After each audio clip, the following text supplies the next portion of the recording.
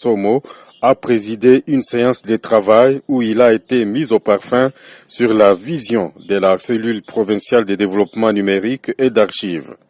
Au cours de cette rencontre qui a eu lieu ce lundi 12 mai 2025 au gouvernorat du Nord Kivu, basé provisoirement ici à Béniville, le coordonnateur de la dite cellule, Augustin Dimoubanzi, a donné de l'éclairage au sujet de l'archivage et des perspectives d'avenir. L'autorité provinciale nous a invités pour essayer de partager avec lui la vision de sa cellule liée à l'archivage et à la gestion des données en temps réel. Donc, bref, c'est la dématérialisation de dossiers classés numériques. Personnellement, je vais dire que je suis très content d'avoir en présence de toutes les autorités qui étaient là, quelqu'un qui comprend le bien fondé de l'archivage, le bien fondé de la dématérialisation de son administration.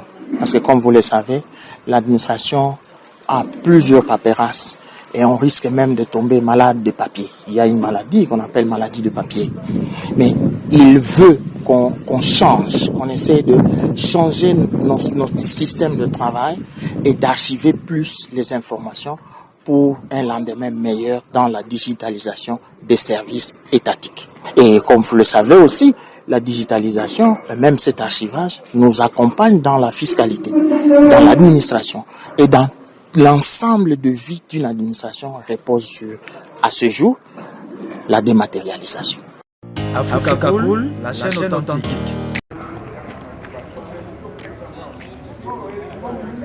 Une délégation tripartite, Forces armées de la République démocratique du Congo, Police nationale congolaise et la Direction générale des recettes administratives judiciaires domaniales, DGRAD, a effectué une mission de grande envergure du 8 au 10 mai 2025 en territoire de Wamba, situé à environ 126 km de la ville d'Issiro, chef-lieu de la province du Haut-Uélé au nord-est de la République démocratique du Congo. La délégation était conjointement conduite par le général-major Moukala Ngoy François, commandant du secteur opérationnel Ouélé, le commissaire divisionnaire adjoint Christian Kongolo Kambale, commissaire provincial de la police nationale congolaise du Haut-Uélé, et de messieurs Kakese Mayanga Ambraz, directeur provincial de la DGRAD du Haut-Uélé. Cette équipe avait pour mission d'inspecter les carrés miniers de la place afin de se rendre compte de la situation sécuritaire, constater et arrêter les hommes en uniforme commis aux détachements illégaux et d'aider la DGRAD à récupérer et canaliser la recette qui échappait au trésor public. Le directeur Kakese Ambraz explique. La majorité des sociétés qui exercent ici, ils sont en partenariat avec les coopératives. C'est-à-dire les sociétés ne respectent pas la procédure d'être propriétaire de carrés miniers. C'est ce qui amène que l'administration fiscale puisse perdre ses recettes. Parce que nous recevons, ce n'est que le peu payé par des coopératives. Et pourtant, c'est dans la violation flagrante des dispositions réglementaires. Parce qu'une coopérative ne peut pas faire entrer des machines comme je suis en train de constater derrière moi. Les coopératives doivent fonctionner avec des outils élémentaires. C'est ce qui est prévu par les codes miniers. Et ce que nous allons constater ici, ça va nous permettre de faire un travail au bureau afin de sanctionner toutes les coopératives qui violent les dispositions. La collaboration, c'est seulement protéger les intérêts de la République démocratique, qui est notre élément de base. C'est-à-dire les expatriés qui sont en train d'exploiter, ils doivent payer.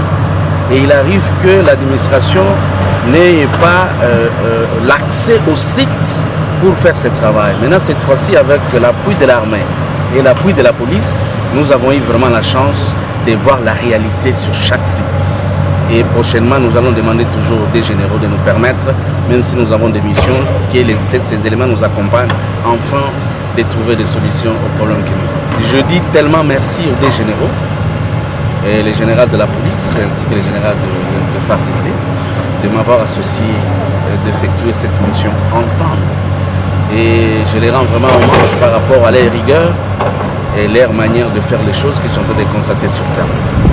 Et c'est dans les soucis toujours de la protection de la République démocratique.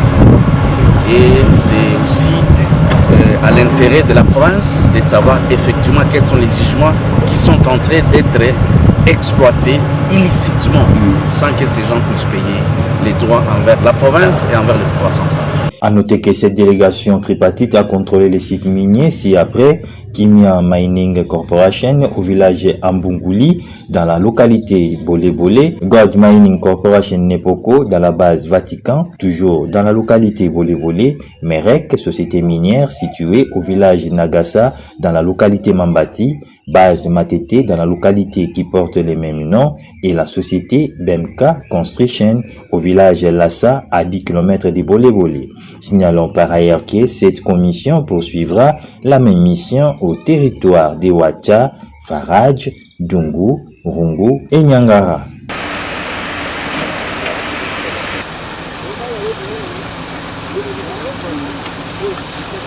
Africa Cool, la chaîne authentique. Kabila, oh basali communiquer pour basali dialogue, to dialogue na banani. Pour bamoni que couple na bango et puis muto ayebisi bango basali biloko na c'est la France. On comprend toujours si la France existe seulement ici, ça sera toujours notre souffrance.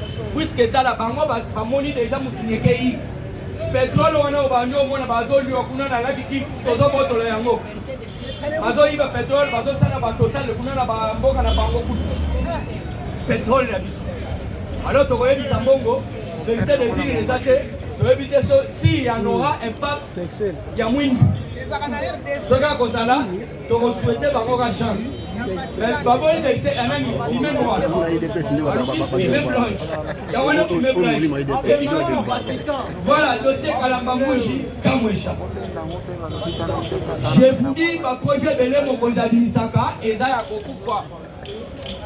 Tokobanda nanu na mibale lobi na obakisa mokonza ke kalamba mujao na kananga mokonza promettre bandeko na biso kananga lobi zelo oyo dandeza ezosi soki esilite soki na koya bo bambanga maba ngaite mo papa mon côté mais mokonza mboka bandeko na biso kananga balakanda bakimisa kabila kanamba kitana mutuka uwa lisasi bandeko kananga ba récupérer de liste sanga Bambaye mabanga tia kima.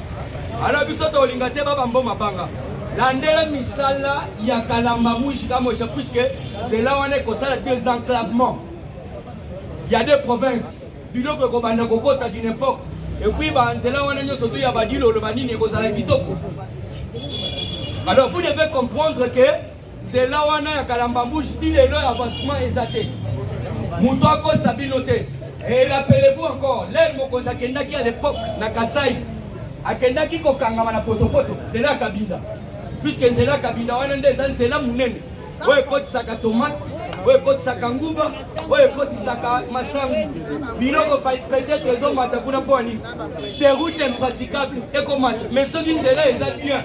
Tomate kokota, yango moko kokita talo. Mais si les lots, depuis au Kangama na Potopoto na maman Molomba, c'est là on est salamate. Yasuga Yangoy. Nous devons recenser le peuple congolais. Depuis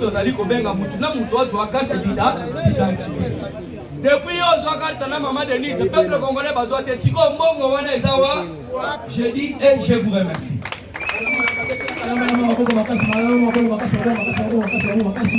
Merci rien parce qu'en comprenant moi, il y a ça le habité Fujulu. Tout ça présent ici.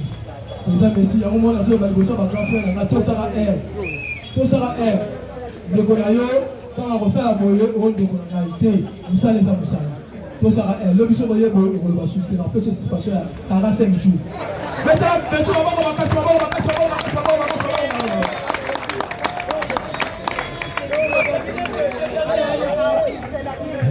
Bien. Ok. Nayebisaka bino bilinge bimaka pamba te seke moto eza na se. Awa moto bimaka tebi. Nalobaki le chef de l'État. Cette fois-ci abeti loboko na mesa. Plus question ya komelisa batu bibe. Bato emelisaki bibero kanisaki babebe nzoka mino ekuba basombeli ye moko kwanga balia ye.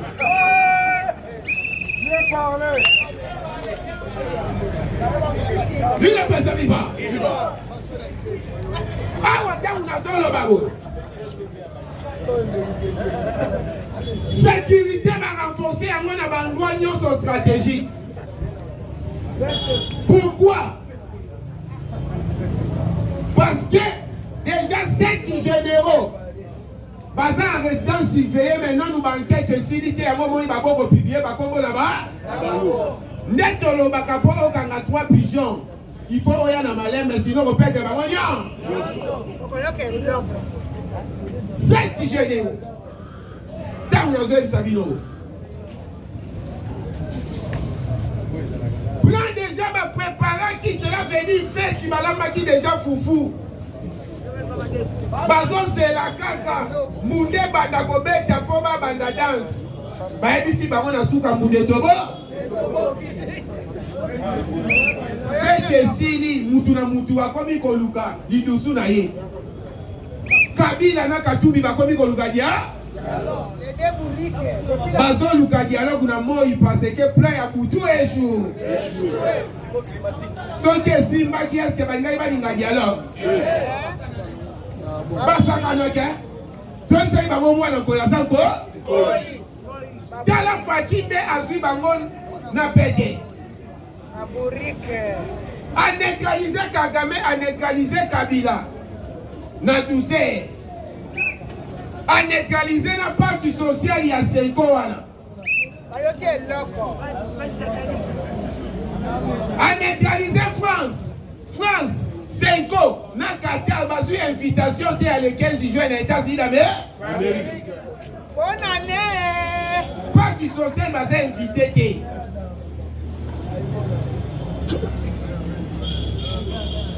Bina Moutuna n'a confité pour ça le programme. Fallu la zone le papier que non, à comme en 2028 c'était. Oh. Qui d'autre? Bateau Tokani a coup d'état auditionné Bango. Mercredi, Babimi Saramakabouté, Babimi. Batani Bapor Nyonso, Oyo Babandai Koko qui s'aba minute. J'ai même à l'année, il y a un rapport, il y a Kabi. 240 ports. Oh, Jean-Pierre Bemba, Lobi Bakanga. 45 ports, il y a Kabi. Si Chadar Abanda Kolobato ko paralysé, Njo Kabayebi déjà partout, Babanda Koko Samindou.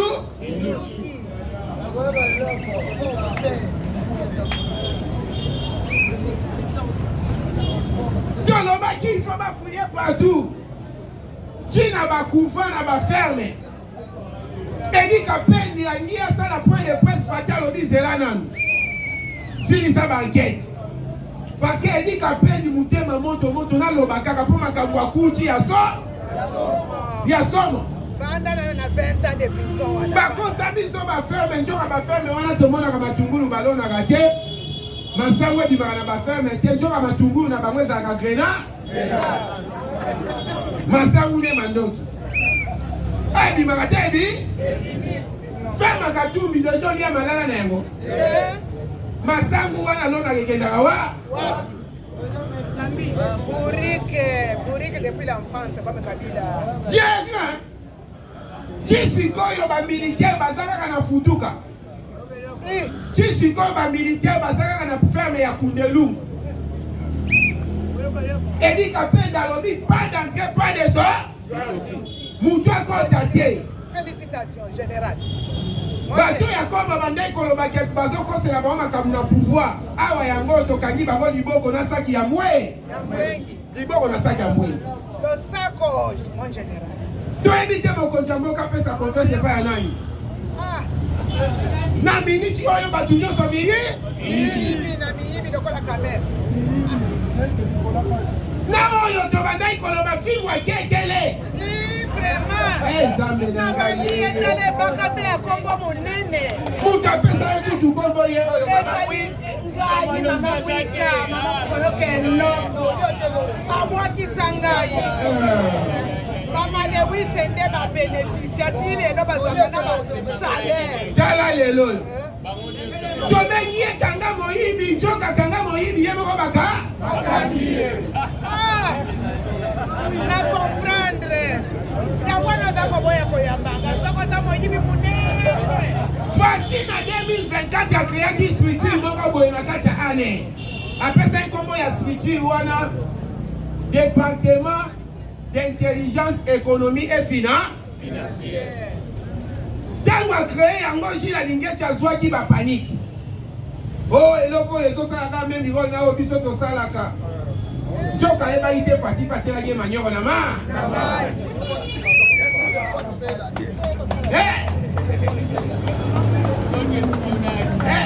yako baloba pesa ye yokanga moyibi ya buleka ngai na bakanga ngai nzoka fati ntango acreye eloko wana fati batielaki ye manyoro na ma azwami te azwami te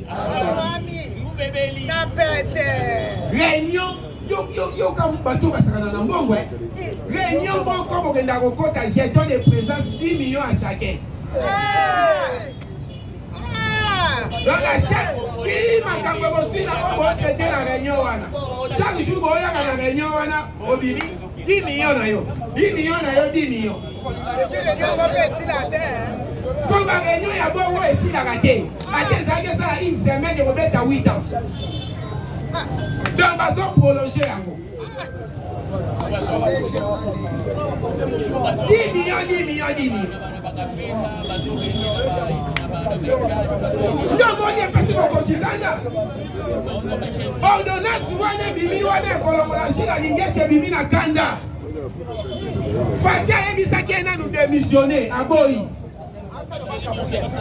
kodémissionné nde moni fati siko abimisi ordonnance uniquement kotinde na retraite na age ya 61 ans 61 ans babwaki na retraite mais oyo aremplace 69 ans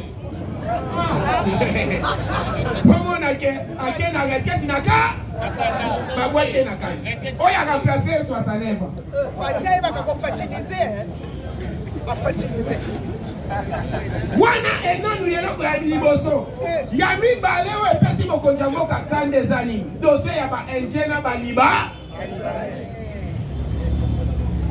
nzoka akomaki mpe pont entre baindien na balibanais na famille ya oli na kabila kabila azwaka mbongo directement te lobwe na konte ya baindien yepa na ye eleki nano epa mutu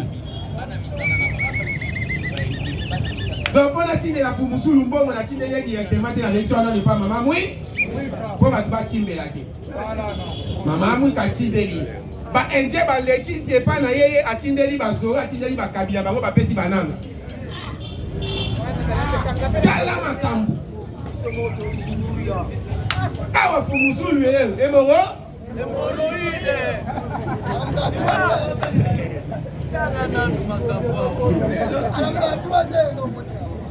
Maman oui garage il faut ça na retraite. Mais azo à côté les ba awa. Mais ba tout moko boye, azo de tourner mort. Le 21 mai, septembre, ça avec des on comprend le temps où Fatia créé un organe wana na kata année. Département d'intelligence financière et économique qui va taper payer basilika. On comprend pourquoi basilika qui. Oh, il chef déjà dans ça, Moussala Giwana, au sali sur le logo, ils ont la même rôle, il chef. Pourquoi? Je vais parler de ça. Les Américains, Batina Kiris, il y a Batou, il faut pas qu'on t'abole. Totanga.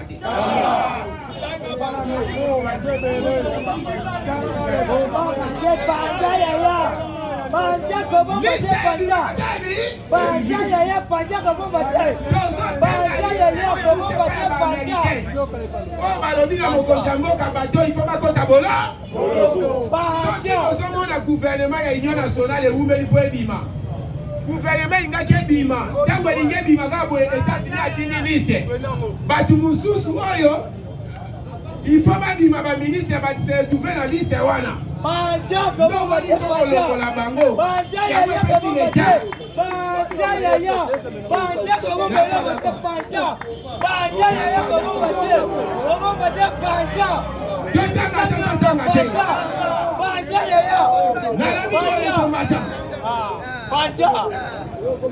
makambo eza mine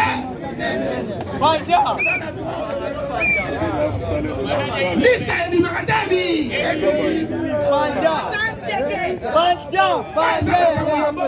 tokoyela mutu mawa te totanga te na liste oyo États-Unis alobi alobi bato bakanga États-Unis alobi tozongela badossier nyonso oyo ekatana na makambo etali badetournement ya bambongo badossier nyonso ezonga ase bapesi bakombo mutu ya liboso Vital Kamerhe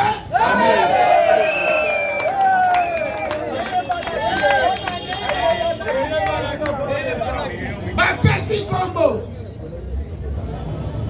Albert Yu bapesi troisième kombo Nicolas Gaza bapesi quatrième kombo ancien DG ya Banque Centrale kombo ezali nani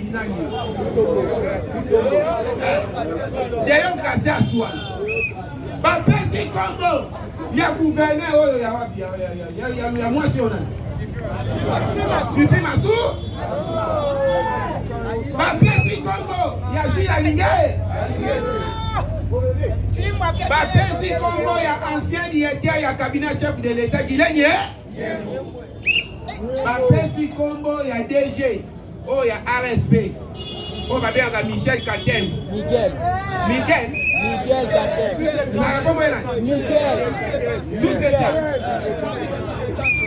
surtout yana vraiment ateta signé apesaka te biso moto ngai tope ye mpe bapesi ye kombo bapesi kombo ya Samaluko nde njoka adetunaka mpe mbongo na ane moko boye ya chemin de fer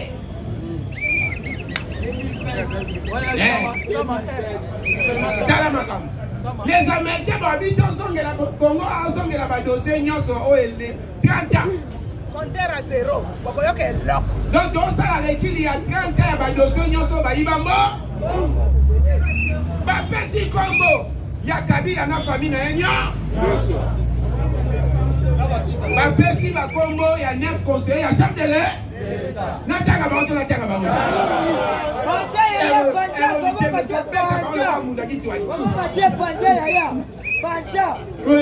Messi kotanga ngai te na lukelo bonfort na kotanga yo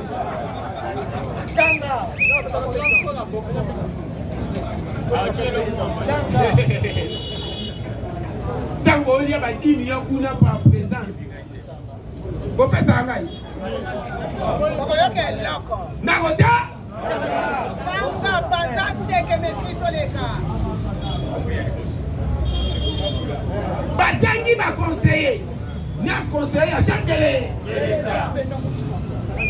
Pourquoi les Américains vont ça les locaux? Parce que ils ont signé accord avec les Américains il y a 500 milliards de dollars. Et puis si les opposants paniquent, les opposants vont très très bien que les Américains vont faire ça le président mission mandatée. Bapesa Mobutu mais mission ya américain évalué à 30 ans, bapesa 30 ans. Mobutu a sali combien? Kagame déjà 30 ans na ekoki. Nous sommes na bazo retiré. Bazo pesa siko Fatima. Yango moni encore il y a 500 milliards wana ba obini. Et ça pour 15 ans. Renouvelé 15 ans fois 2 combien? Fati 30 ans lisusu na pour.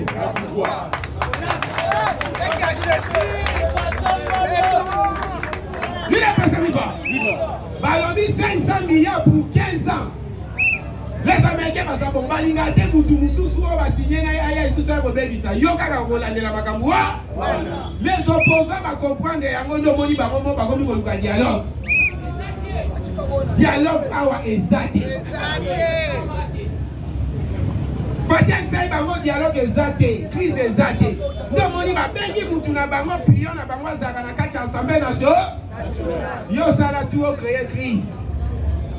Non Moni Abandi a créé crise entre Yé la cour constitutionnelle. Fati Abenga qui est mercredi, bon on a qui caméra la plénière. Oh mon conjambo Abenga na on a qui Fati Abenga qui est. A quand lié à monsieur, on a deux choix. Soit tu continues là, soit tu connais là moi. Nous faut changer la réputation de Gbeba. Nation du sous. Parce que là, il y a président de l'Assemblée nationale. Combien de Batoubalova Basilika? moralité. Bachanja kata ko changer. Vraiment. On va changer Kekendende. Bachanja kata ko changer. Qui va changer Kekendende. Joka tito fanda ki boye. Coup d'état oyo ba préparer ki oyo échoué oyo. Ba beta il déjà la carte. Bon, qu'il y ait une élection sans fatigue. Pour la banque déjà fatigue, déjà ba boma qui est. Donc il y a ba préparer qui déjà ba OK 1 plus 4. Ba beta 4 1 plus 4. Nanga, Kabila, Katumbi, Fayulu, na Vital Kamere.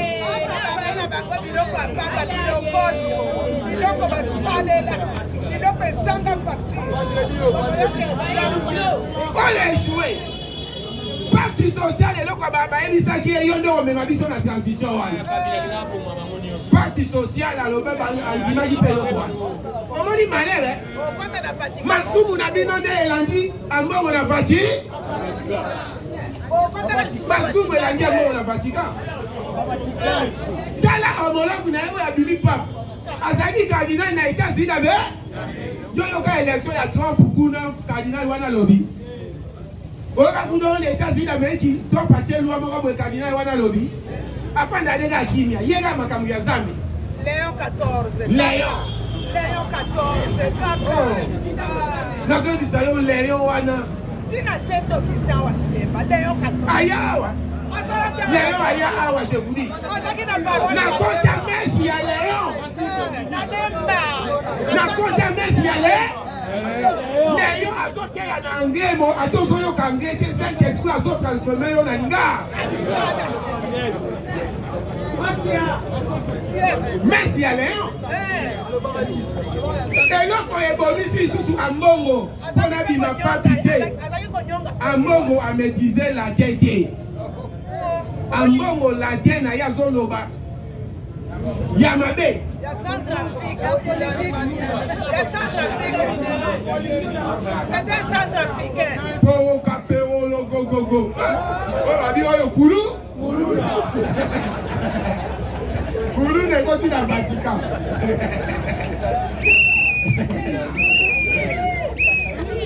Tonalité pe basango lo webomiye. Sango nyo sosaka na tonalité na?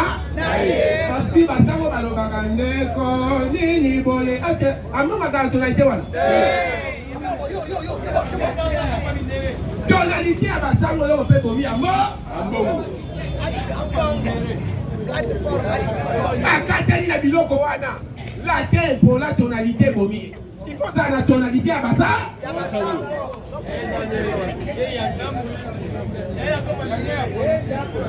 Moto na bino. Sanga lo bagabande ko moto na bino. Ameni amo boy to boite. Biso to ka basa o te na joli ba voix sa onde ba lo ba. Ambongo tonalité à bakulu. Elo we bomisie ya boana. Na examen pour na pas examen on va bimisaka pas tous les cardinaux va faire na examen d'état ndebo na bili ngezo bima ya pembe zo bima ya mwingi cela veut dire na kati ya examen bazoka ka batige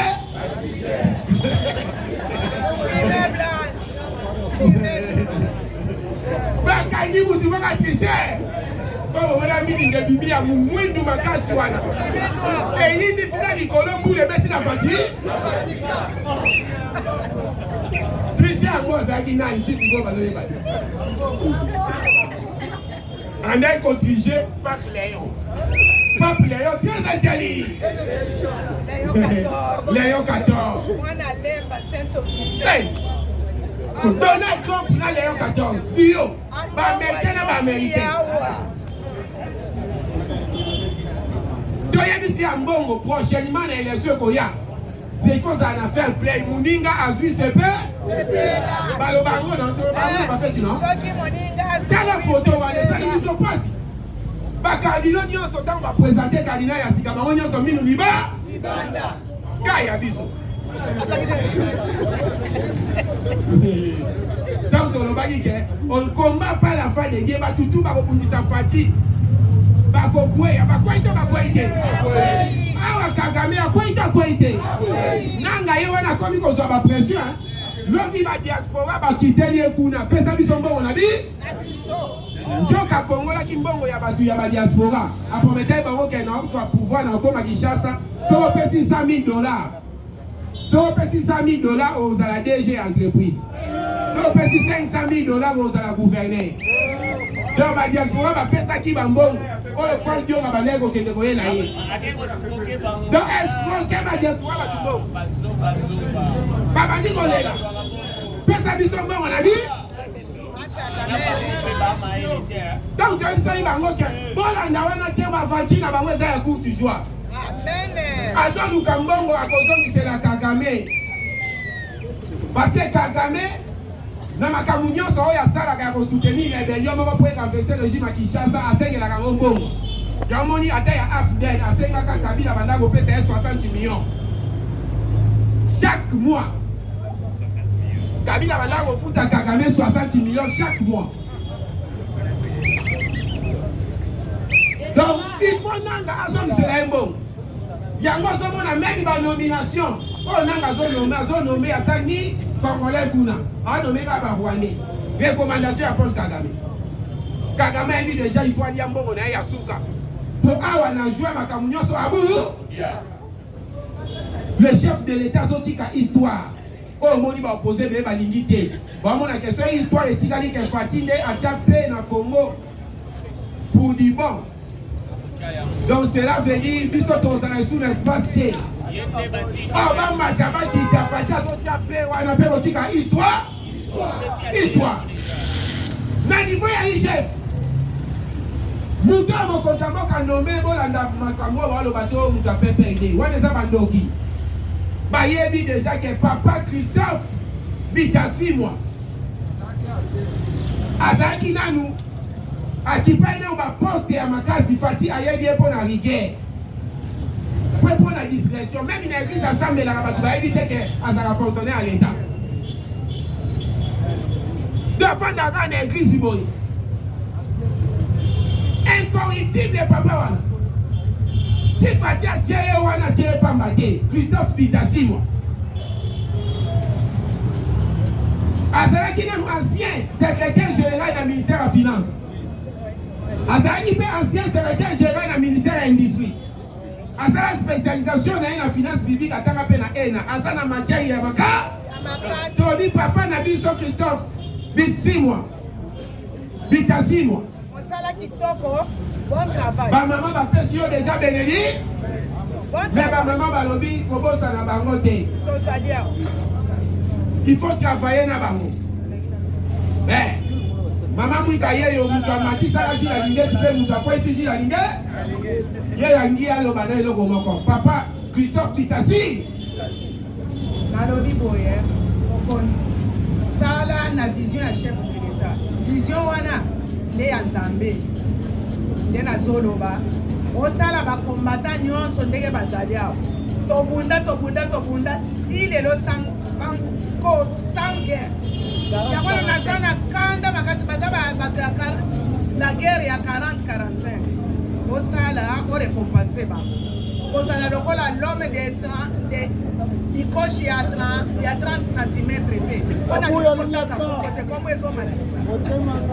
nayebisi yo kombo ya bamama soyez le bienvenu bon travail ngai molobeli bato nyonso bana nyonso oyo ya idps mpo naza mama doyenne depuis 1980 yango wana nazoloba bambongo ebimi ezopesa combattant nyonso pasi nalingi babela ba AVCT il faut balia mbongo ngai mpe nasali yanga demande na le 21 mai oyo boye kaka makambo ya minene ezali oyo ezotinyame na baaméricain na RDC yango wana nalobi eza jour anniversaire na ngai bambongo wana mpe eza ebele ngai mpe na 72 ans d'âge oyo nakokikisa le 21 mai oyo otindelanga mbongo opesa ngai mpe jouissance wana ya ngai ezala courte te yango ezala ti na ti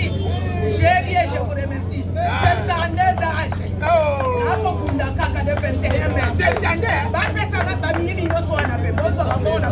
botinda bayibaka bongo nga nazaka kabeko j'ai dit je vous remercie bango wana epai bazali baza biloko basalela biloko ezanga facture mais bakoyoke eloko ozomona mangwika 72 ans mais azoyanga kotelema papa Christophe Bika 6 mois ozwi déjà bénédiction ya baparlementaire de sala musala na okita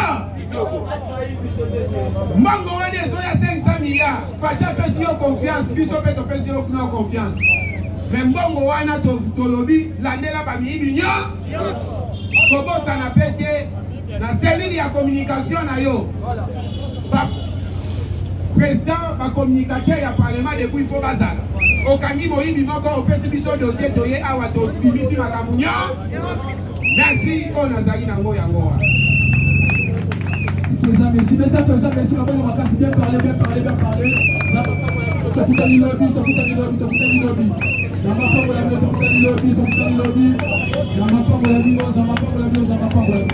lobby président historien azangate pour la lobby c'est lui qui va commencer avec nous.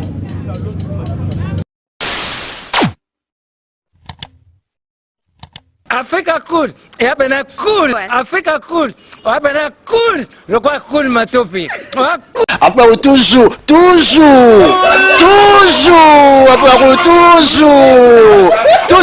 après c'est bon. Et ça chaîne est bien, et puis vous êtes très rapide. Et ça très rapide, et ça chaîne moko, bako ça a bien confiance. En tout cas, nazo senga na bato oyo nanu ba souscrire te bazwa. Donc, eza vraiment neti oyo balobaka ke boka lelo, lamba lelo, lia lelo. Vous voulez le Congo pour que le Congo devienne cool, pour suivre les cool analyses, alors revenez et abonnez-vous massivement. Massivement. Alors beaucoup de gens ils pensent que l'Afrique donne Africa cool, et abena cool, Africa cool, abena cool, le quoi cool matopi. Après toujours,